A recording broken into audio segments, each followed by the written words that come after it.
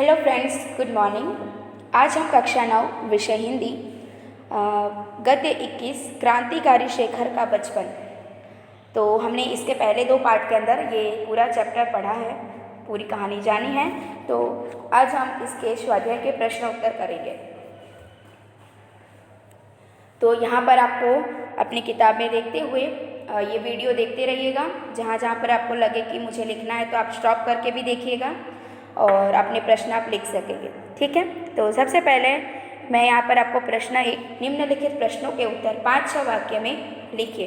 प्रश्न इधर उधर होंगे तो आप देख लीजिएगा और जहाँ लगे आप वीडियो स्टॉप करके भी आप अपने प्रश्न लिख सकेंगे। ठीक है, तो पहला प्रश्न है कि शेखर के मन में विदेशी मात्र के प्रति घृणा क्यों हो गई। तो उत्तर है कि महात्मा गांधी ने देश के असहयोग आंदोलन की शुरू किया था। चारों तरफ स्वदेशी की हवा बहने लगी थी। शेखर के मन पर इसका गहरा प्रभाव पड़ा था। वह गांधी जी के प्रति अपार श्रद्धा रखता था। गांधी जी स्वदेशी वस्तुओं के उपयोग का आग्रह करते थे।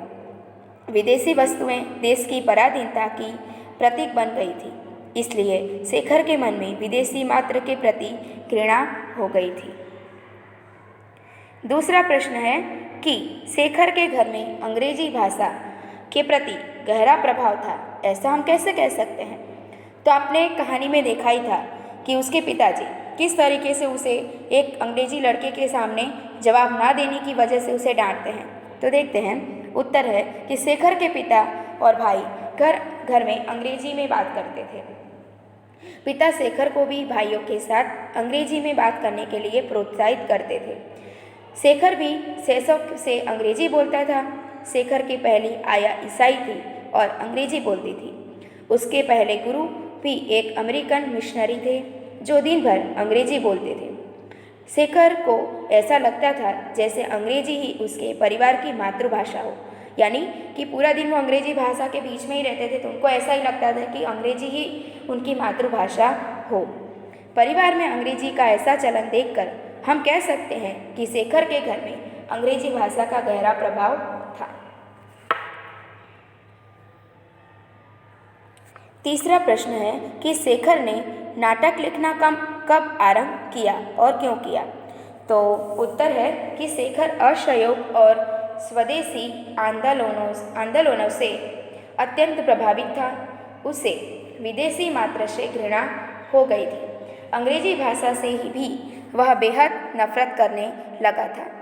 परिवार के नियंत्रण के कारण वह सक्रिय रूप से किसी आंदोलन में भाग नहीं ले सकता था। ऐसी स्थिति में उसे नाटक लिखना आरंभ किया। शेखर को गांधी जी के प्रति अपनी अपार श्रद्धा व्यक्त करनी थी, साथ ही उसे अपनी हिंदी भाषा ज्ञान को भी प्रभावित करना था। इसलिए अपनी भावनाओं को प्रकट करने के लिए शेखर ने नाटक लिखना आरंभ किया। आप जानते ही हैं कि जो क्रांतिकारी लोग थे, अगर उन्हें कुछ करना था तो उन्हें कोई ना कोई मार्ग अपना लेना पड़ता था। कोई अहिंसा से करता था तो कोई हिंसा से। ठीक है, अब यहाँ पर शेखर अपनी शुरुआत एक नाटक लिखने से करते थे। चलिए, शेखर का चरित्र चित्रण कीजिए। शेखर जी का चरित्र कैसा था, उनका जीवन चरित्र कैसा था, वो हमें यहाँ पर लिखना है। तो देखिए, उत्तर है शेखर एक कोमल मन का किशोर है। गांधी जी के असहयोग आंदोलन का उस पर गहरा प्रभाव पड़ा है। स्वदेशी की हवा से प्रेरित होकर उसे विदेशी मात्र से घृणा हो जाती है। वह अपने घर के विदेशी वस्त्रों को खुशी खुशी जला देता है। वह अंग्रेजी माध्यम का विद्यार्थी है, पर अंग्रेजी को विदेशी भाषा मानकर उससे नफरत करता है और हिंदी पढ़ने में रुचि लेता है। वह अंग्रेजी बालक के अंग्रेजी में पूछे गए प्रश्नों का उत्तर भी नहीं देता है। पिता द्वारा बुद्धू कहलाना स्वीकार करता है, पर अंग्रेजी बोलना उसे स्वीकार्य नहीं है। इस प्रकार शेखर गांधी युग का एक प्रिय बाल पात्र है। तो आपने यहाँ पर ये जो 4 प्रश्न देखे हैं, तो ये शायद आपके प्रश्न नंबर 3 में होगा, तो आप लिख सकेंगे।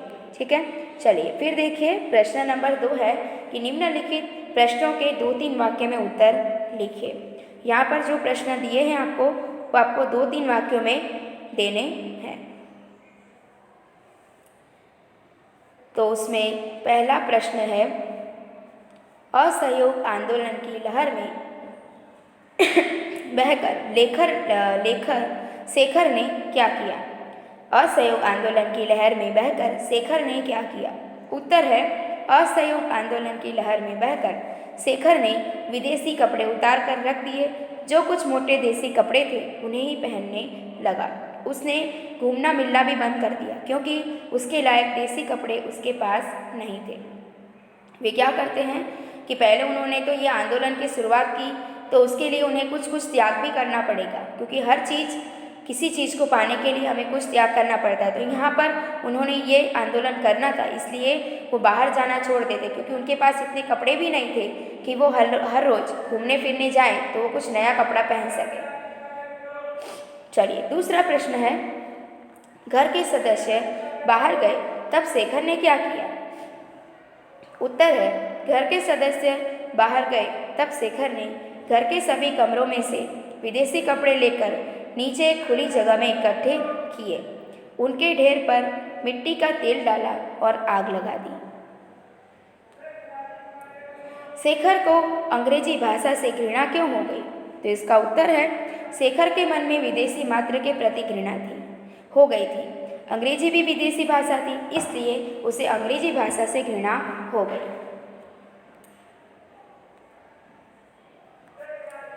शेखर को अंग्रेजी मातृभाषा क्यों लगने लगी थी? वैसे तो उनकी मातृभाषा हिंदी थी, पर अंग्रेजी को वो मातृभाषा क्यों समझने लगे थे? ऐसा क्यों लग रहा था?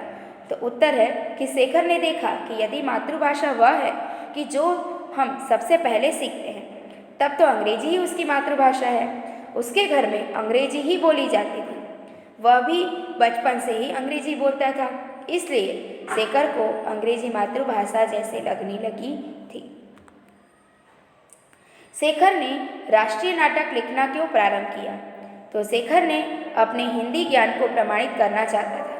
इसी के साथ उसे गांधी जी के प्रति अपनी श्रद्धा और राष्ट्रभक्ति भी व्यक्त करनी थी। इन कारणों से उसने राष्ट्रीय नाटक लिखना प्रारंभ किया।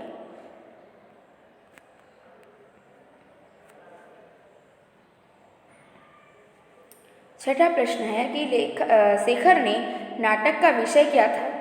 शेखर ने जो नाटक लिखा था उसका विषय क्या था? तो उत्तर है कि शेखर के मन में एक स्वाधीन लोकतंत्र भारत की छवि बसी हुई थी।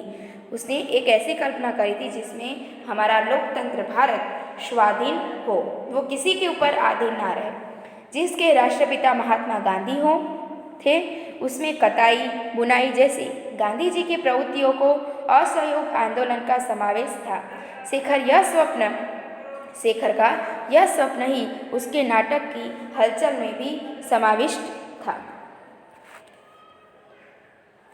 अंग्रेजी बालक के प्रश्न का उत्तर शेखर ने क्यों नहीं दिया? सातवां प्रश्न है कि अंग्रेजी बालक के प्रश्न का उत्तर शेखर ने क्यों नहीं दिया? तो उत्तर है, अंग्रेजी बालक के स्वर में अहंकार था, क्योंकि वो अंग्रेजी में बोल रहा था।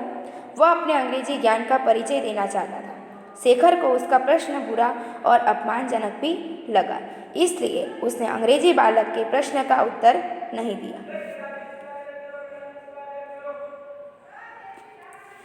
पिता ने क्रुद्ध स्वर में शेखर से क्या कहा? यानी कि जब अंग्रेजी बालक के प्रश्न का उत्तर शेखर नहीं देते हैं, तब उनके पिताजी क्रोधित होकर क्या कहते हैं? तो शेखर ने अंग्रेजी बालक के किसी भी प्रश्न का उत्तर नहीं दिया। पिता नहीं चाहते थे कि वह बालक शेखर को अंग्रेजी में भी अनभिज्ञ समझे, इसलिए उन्होंने क्रुद्ध स्वर में शेखर से कहा, उत्तर क्यों नहीं दिया? क्या तुम्हारा मुंह टूट गया है?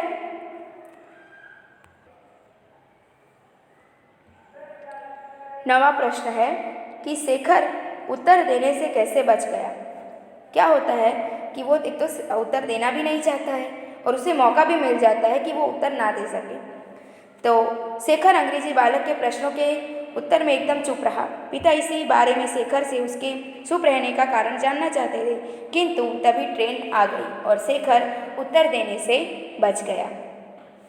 घर आकर पिता ने माँ से क्या कहा और क्यों कहा? तो घर आकर पिता ने माँ से कहा कि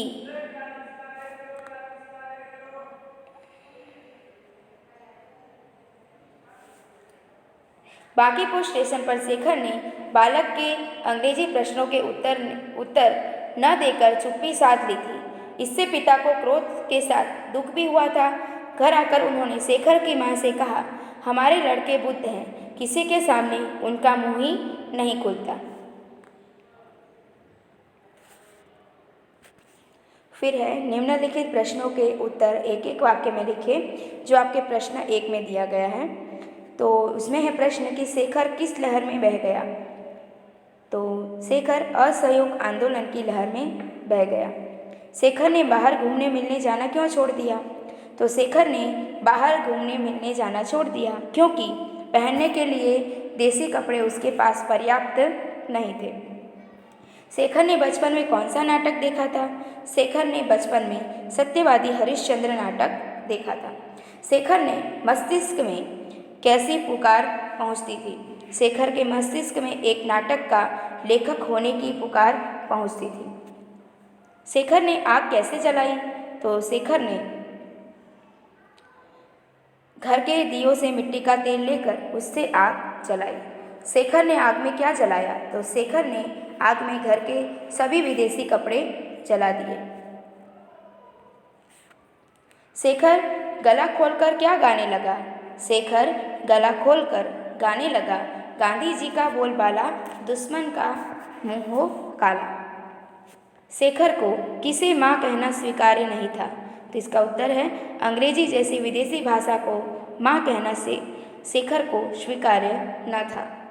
अंग्रेजी बालक ने जवाब में क्या कहा।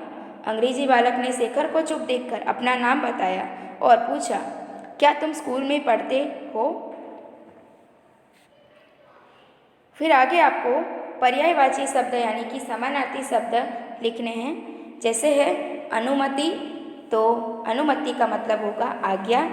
कष्ट का मतलब होगा तकलीफ। निरंतर यानी लगातार और आज़ाद यानी स्वतंत्र। फिर देखिए निम्नलिखित शब्दों के पर्यायवाची शब्द।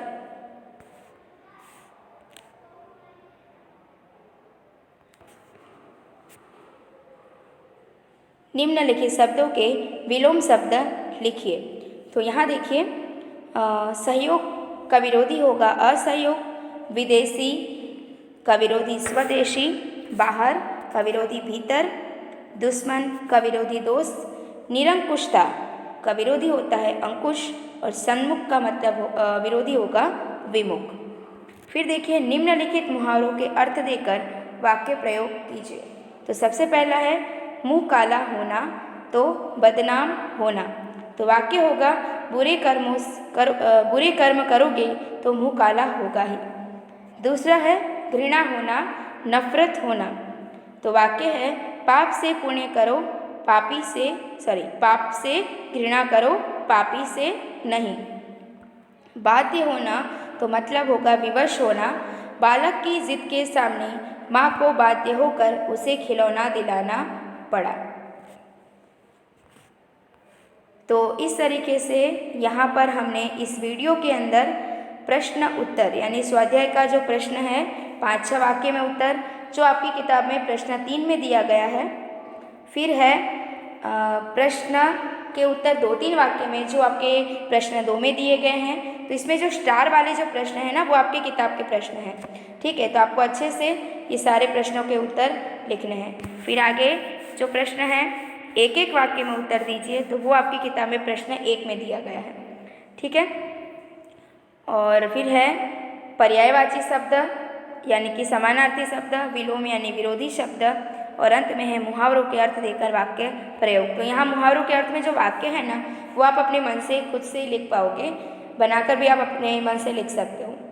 तो ये बहुत ही सुंदर सा पाठ था, क्रांतिकारी शेखर का बचपन। तो उसके प्रश्न उत्तर आज के इस वीडियो में हमने पूर्ण किए हैं। तो आप इस वीडियो की मदद से अपना स्वाध्याय अपनी कॉपी में लिखिएगा और इसका अभ्यास कीजिएगा। तो आज का वीडियो यहाँ पे समाप्त होता है। अगली वीडियो में नए चैप्टर के साथ, नए दिन पर फिर मिलेंगे। तब तक के लिए धन्यवाद।